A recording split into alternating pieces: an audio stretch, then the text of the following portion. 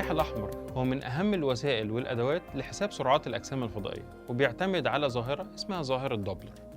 ظاهرة دوبلر باختصار هي ظاهرة تغير الطول الموجي للجسم المشع، سواء بالزيادة أو بالنقصان حسب هو بيبعد عني ولا بيقرب مني.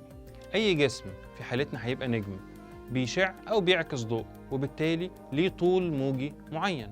لو الجسم ده ثابت الطول الموجي هيفضل زي ما هو، بس لو الجسم بيبعد عني الطول الموجي ده هيتغير وهيزيد وهيبقى قريب من الطول الموجي للون الأحمر. ولو الجسم ده بيقرب مني فالطول الموجي هيتغير ويبقى أقصر، وممكن يبقى أقرب للطول الموجي بتاع اللون الأزرق، وساعتها هيبقى اسمه الانزياح الأزرق. مش بس الضوء هو اللي بيحصل له كده، ده كمان الصوت. خد مثال عربية الإسعاف لما تقرب صوتها هيبقى كده، ولما يبعد صوتها هيبقى كده. ليه؟ لأن الطول الموجي للصوت بيتغير. طب إيه علاقة الكلام ده بالفضاء؟ أي نجم أو أي مجرة عبارة عن جسم مشع فيها تفاعلات كيميائية لمواد موجودة على سطح النجم ده، يعني مثلا هيدروجين أو كالسيوم.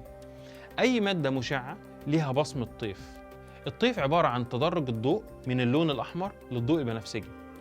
أي طيف ناتج عن مواد مشعة ليه بصمة بتاعتها، بالظبط زي البصمة بتاعتنا.